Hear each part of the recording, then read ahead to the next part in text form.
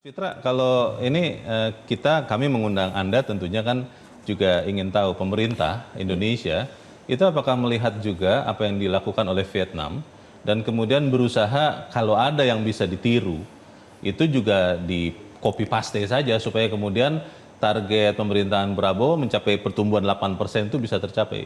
Terlihat juga tidak, Mas Fitra? Iya, jadi tidak ada yang baru di langit yang biru ya. Jadi semuanya sudah sesuai dengan textbook. Kalau kita lihat tadi Vietnam kontribusi sektor manufakturnya 24-25%. So in manufacturing. Ya, kalau kita bicara mengenai stages of economic development, ya ada structural transformation dari awalnya agraris, kemudian menjadi industri manufacturing, dan kemudian menjadi services. Nah, itu yang sering juga disebut oleh almarhum Bang Faisal Basri, kita ini Indonesia itu ada missing middle. Di tengah-tengah industrinya keropos, tidak mengalami industrialisasi, justru yang terjadi adalah deindustrialisasi. Mundur ya? Akibatnya apa? Akibatnya adalah kita memang melompat, services kita juga oke. Tapi tidak ada topangan industrinya, sehingga apa yang kita buat sekarang itu adalah kita cuma jualan, bukan memproduksi. Akhirnya apa? Tekor di current account. Kita jadi pasar saja begitu? Exactly. Nah, makanya di Astacita nomor 5 ada industrialisasi kan. Maka itu yang perlu kita bangkitkan ya, fokus ke sana. Dan saya ingat sekali memang ini agak ironis ya, karena di tahun 2010-2011 saya bekerja di ADB Institute. Di situ kita masih mengklasifikasikan Vietnam itu CLMV, Kamboja, Laos, Myanmar, Vietnam masih di klaster yang tertinggal. Klaster yang tertinggal 2010, 2011. Tapi tidak lama ini mungkin akan menyalip kita ya tahun ini ya. Income per kapitanya akan bisa menyalip kita. Nah, apa yang mereka lakukan tadi? Industrinya kuat. Kalau kita bicara industri, kenapa mereka bisa kuat gitu kan? Nah, industri pada akhirnya trade. Ada industri, ada surplus produksi, trade. Trade mereka per GDP 160%. Kita cuma 40% dari GDP. Kenapa mereka bisa sekuat itu? Karena global value chain mereka sangat terlibat ya dengan baik dengan China, terutama dengan China. Tetapi sekarang mereka juga lebih mendiversifikasi dengan adanya post tariff Trump. Mereka lebih mendiversifikasinya lagi. Jadi kalau ada ungkapan atau pepatah Arab, utlubul ilm walau bisin, sekarang nggak usah jauh-jauh kan, belajarlah sampai negeri Cina. Nggak usah jauh-jauh. Utlubul ilm walau di Vietnam mungkin sekarang. Ini nggak usah jauh-jauh, Vietnam terdekat small gitu. China.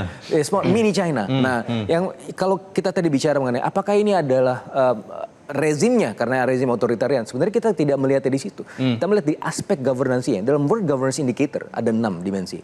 Government effectiveness, kemudian regulatory quality, rule of law, voice and accountability. Nah, yang paling tertinggal kita kalau dibandingkan Vietnam, government effectiveness.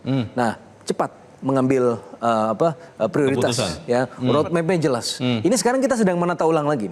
Dan sekarang sebelumnya sporadis nih. Kita balikan lagi ya, ada roadmap-nya, Bappenas kita perkuat. Bagaimana pembangunan jangka menengah, jangka pendek, jangka panjang ini lebih sistematis lagi ya, tidak kemudian seperti yang dulu-dulu yang terjadi adalah yang jangka pendeknya terjadi dulu baru kemudian jangka panjang mengikuti. Itu nggak bisa lagi. Nah, maka kita ke depan apa? Ada industrialisasi. Industrialisasi yang menopang siapa? Manusia. Bagaimana cara menopang manusia, unsur kemanusiaannya? Ada sekolah rakyat, ada sekolah Garuda dan seterusnya. Ini yang kemudian menjadi roadmap kita ke depan. Kalau lihat tadi ya, kuartal demi kuartal dan tahun demi tahun, Mas Fitra, itu kan Vietnam juga tumbuhnya gradual ya, dari 5 menjadi 7 jadi 8 begitu.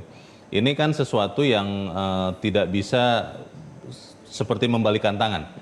Kalau pemerintah Indonesia sekarang melihat apa yang terjadi di Vietnam, apakah sudah punya roadmap juga untuk katakanlah fokus di industri? Karena sampai sekarang kita sudah sering tuh mendengar industri 4.0 atau yang lain-lain, tapi industri kita tidak menguat signifikan juga. Bagaimana?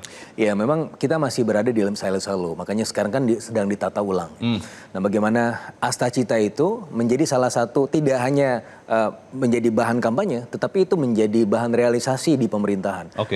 Dan antara 18 projects minimum di tahun ini. Tujuannya apa? Membangun industrinya. Tetapi ya, sebagaimana yang sering kita bahas juga, ada beberapa daerah yang memang industrinya ternyata tumbuh baik, gitu.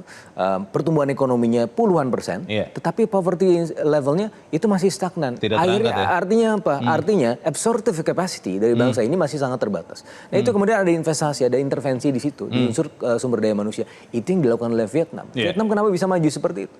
Kalau kita lihat PISA score, ini the most privilege di kita nih. PISA skornya, itu on par dengan the least privilege di Vietnam. Nah, makanya ini menjadi penting sekali. Kenapa sih mereka bisa pintar? Nutrisinya bagus. Kenapa mereka bisa pintar? Karena yang underprivileged disekolahkan. Gitu. Nah, ini yang harus kita bangun ke depan dan ini sedang dibangun.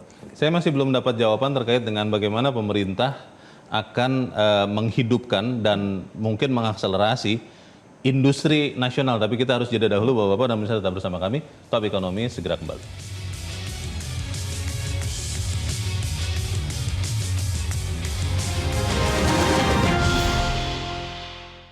Jelajahi cara baru mendapatkan informasi. Download Metro TV Extend sekarang.